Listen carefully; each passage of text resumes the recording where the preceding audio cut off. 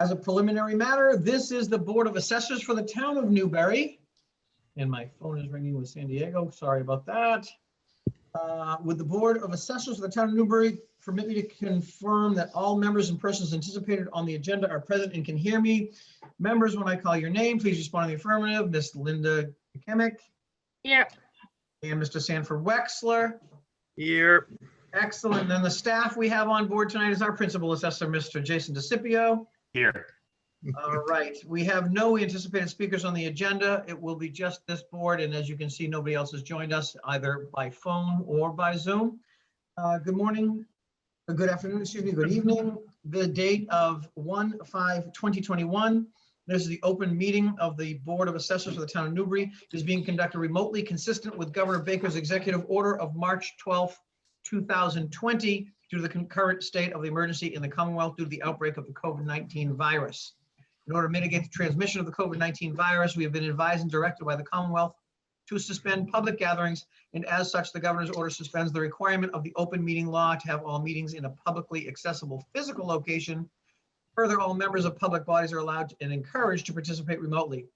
The order, which you can find posted with the agenda materials for this meeting, allows public bodies to meet entirely remotely so long as reasonable public access is afforded so that the public can follow along with the deliberations of the meeting.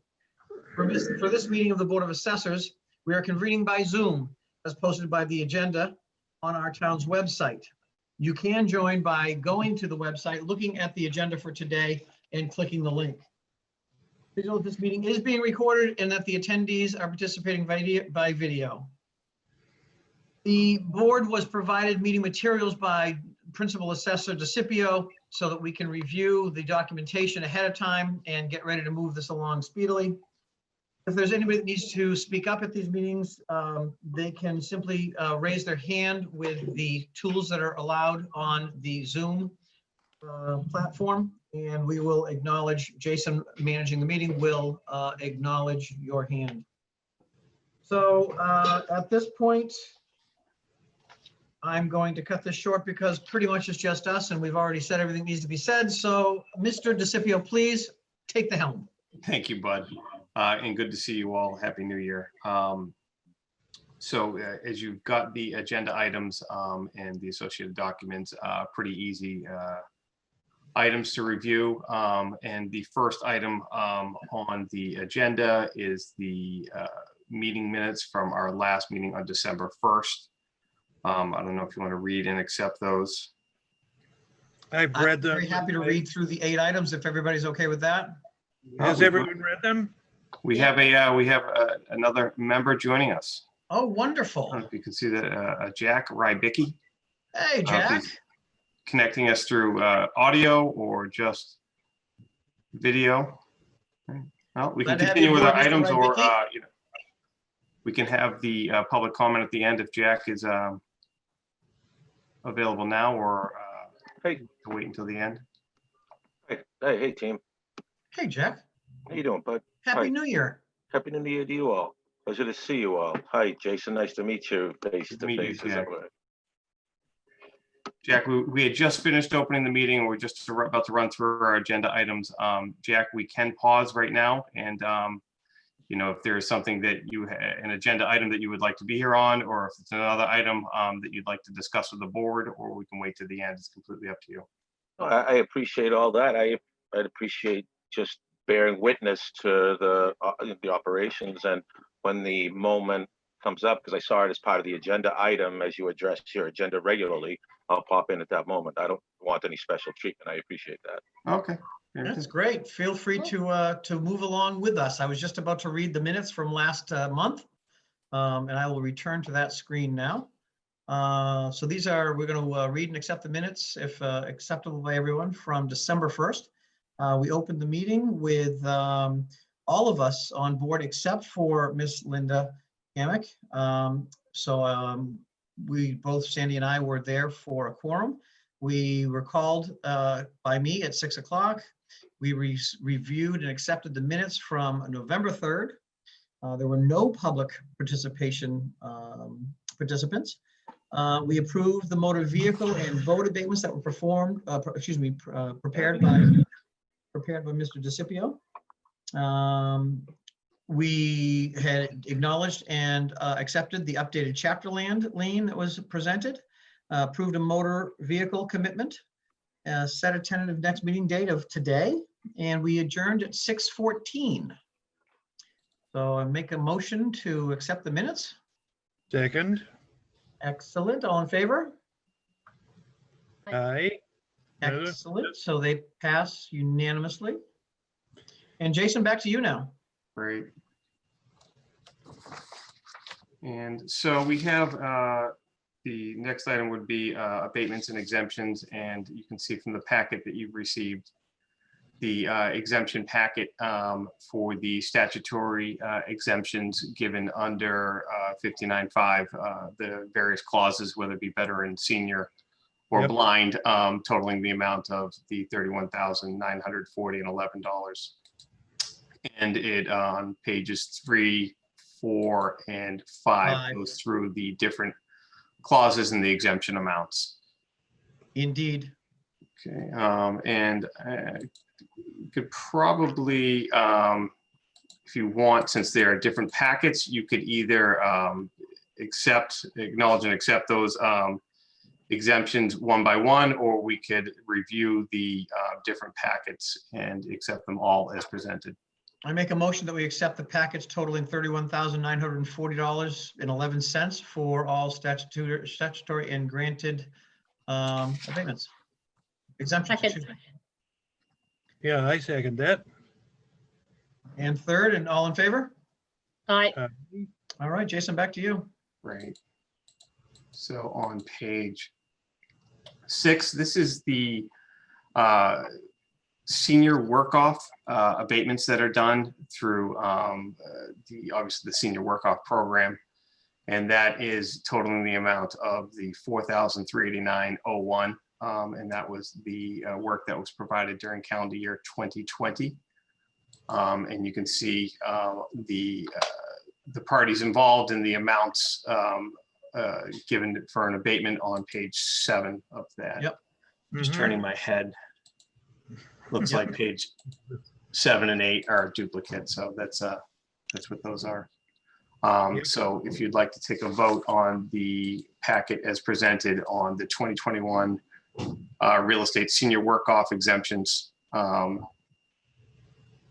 make a motion that we accept package C totaling $4,389.21 or 01 cents. I apologize. 01, yep. Yep. So we get, okay, good. Second and all in favor? Aye. Aye. Aye.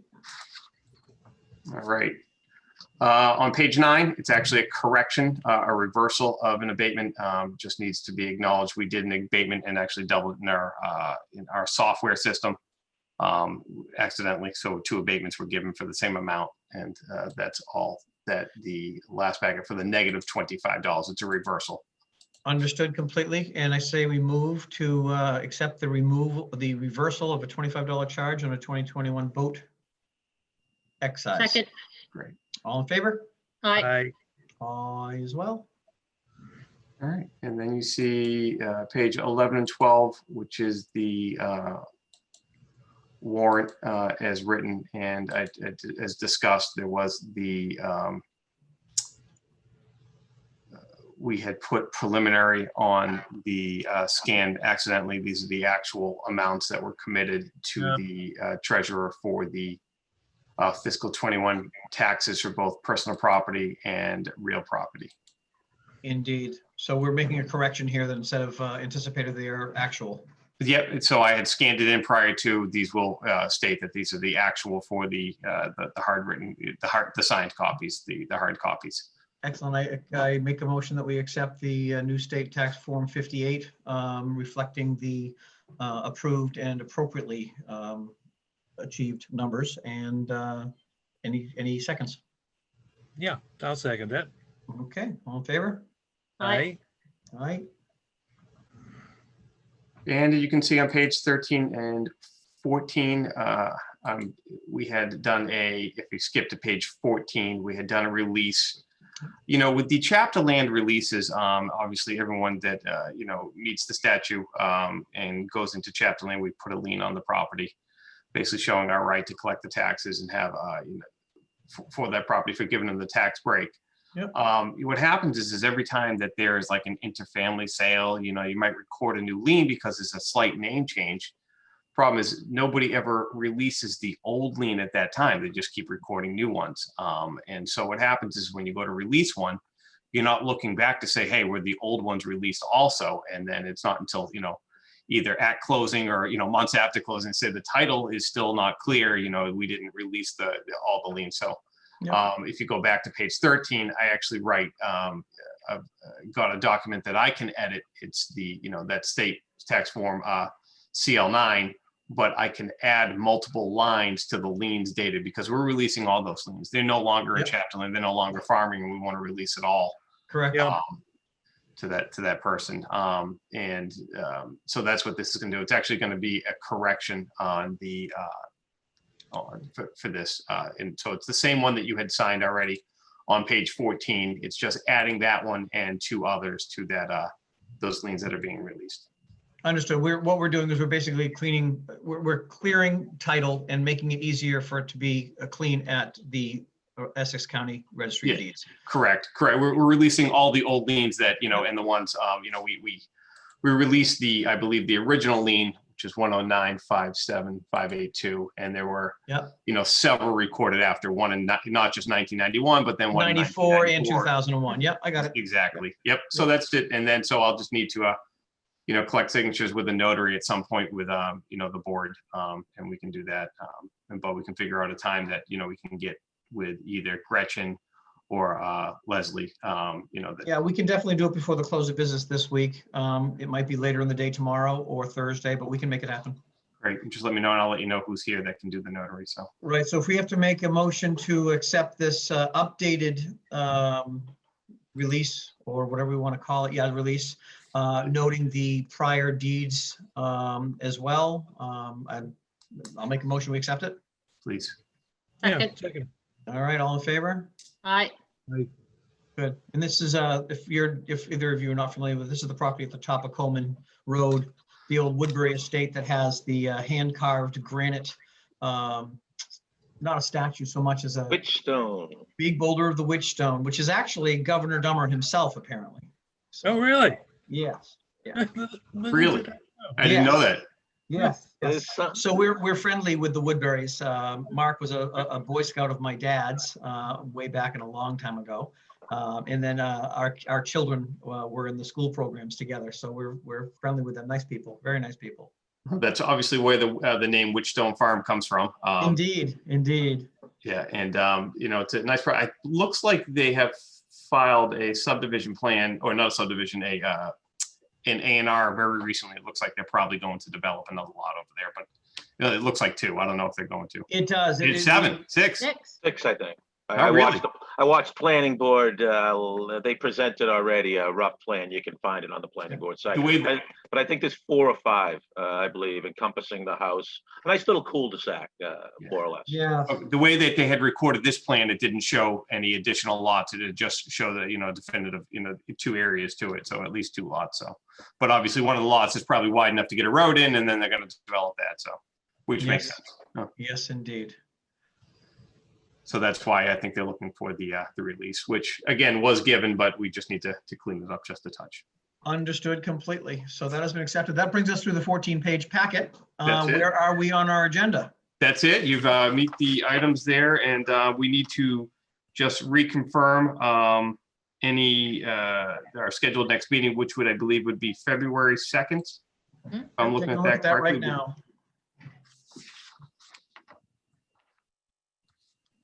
Yep, that's the first Tuesday in February for sure. Of 2021, which is fly by. Indeed.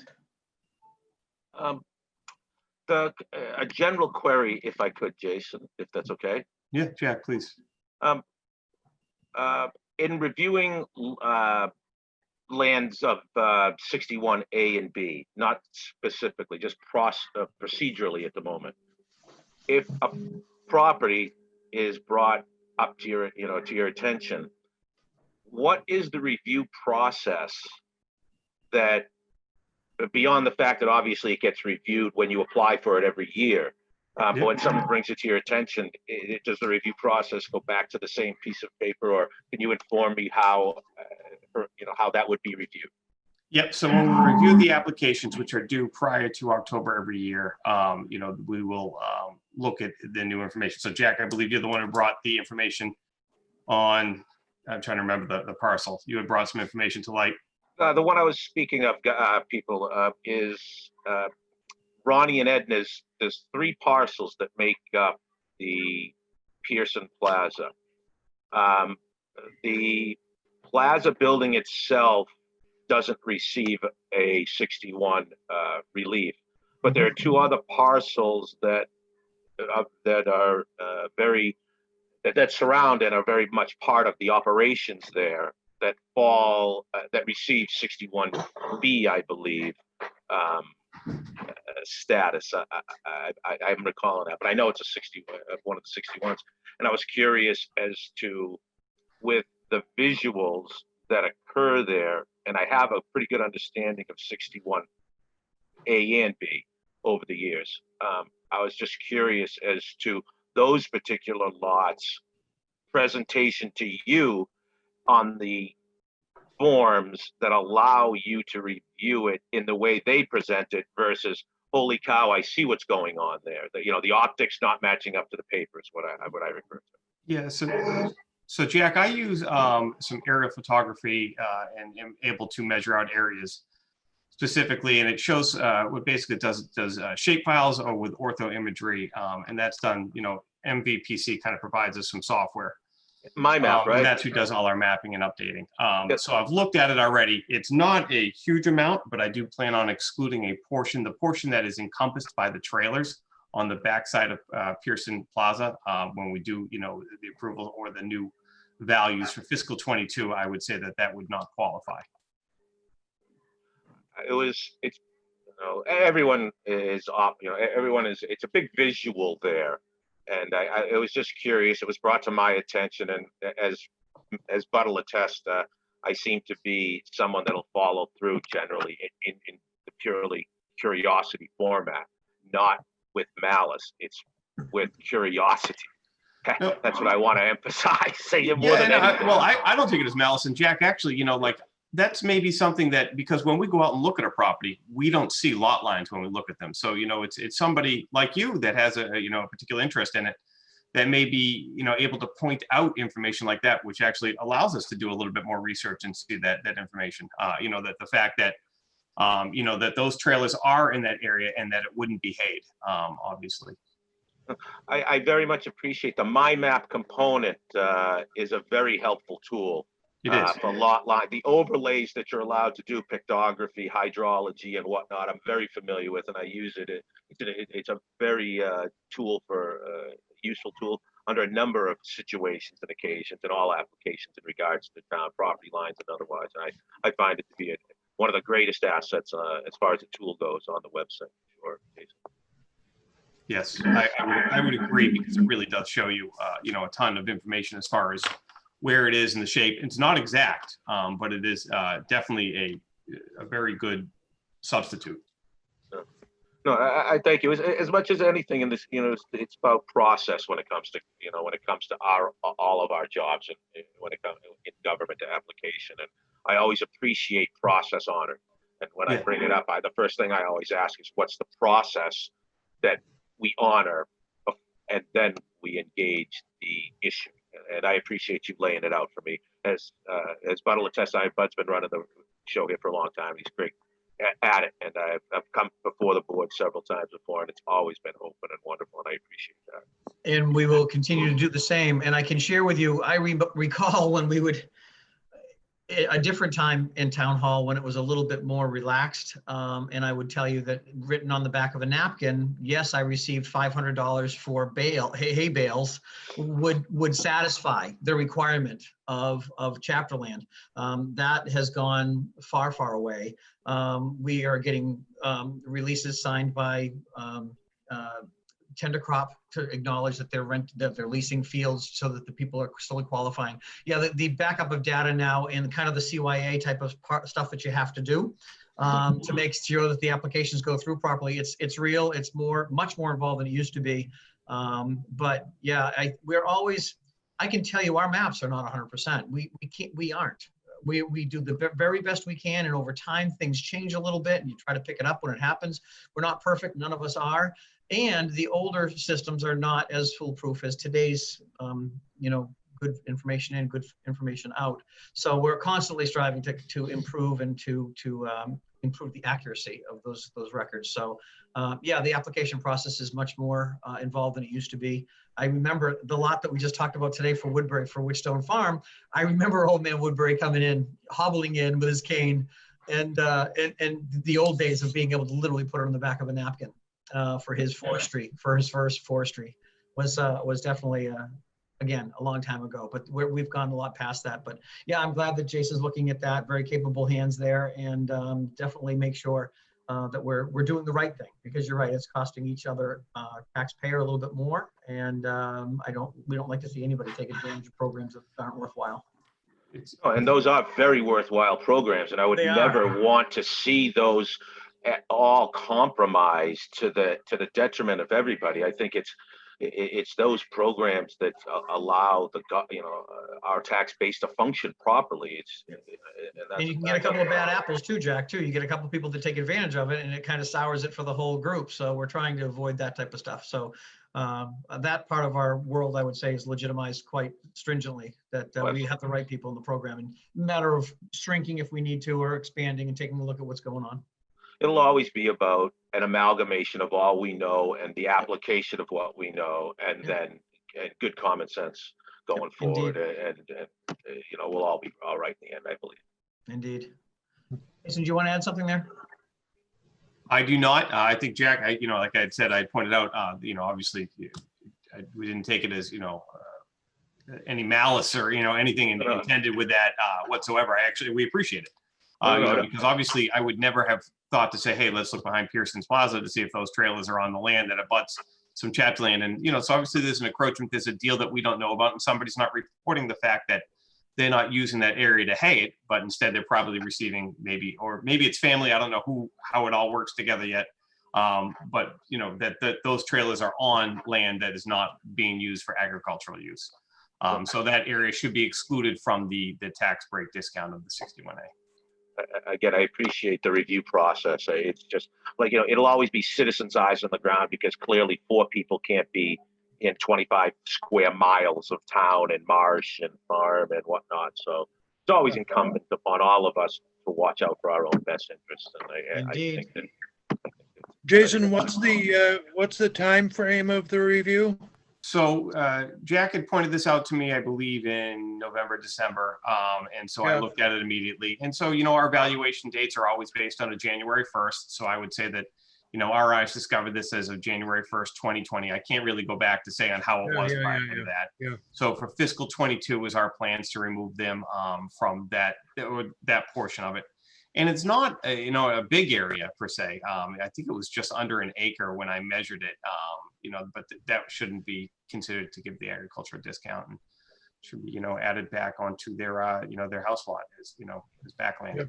Yep. He does have the deer farm out there, but it's the third lot that's more or less circling, or that curls around Central Street, that closer area where the preponderance of what you see from the street is that lot that I was specifically speaking of. I thought it was the trailers that we were talking about from the email being on the backside of the plaza.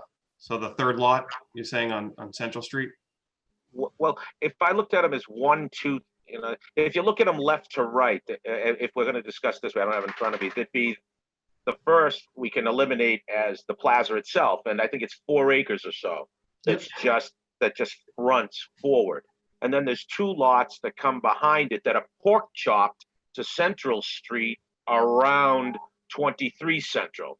He grabbed, they cut the lot, again, the pork chop land. And it's those 2 lots that are granted the 61B. And it was either one of them, Jason, I defer to your judgments, that by optics showed that, yes, I know he has a deer farm out the back. He used to be more active of it. And I understand operations do require some of his land, around the area to be, pertain to that.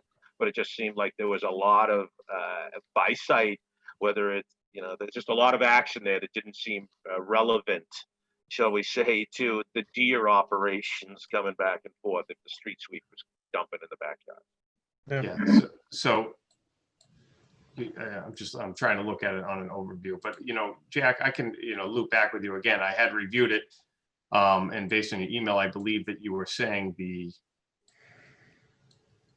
I think Bud can walk you through it. Bud's very familiar with what's Yep. on both of those lots and what occurs out back there. And yeah, we've been where I around see- since the 90s, so we're very, it's.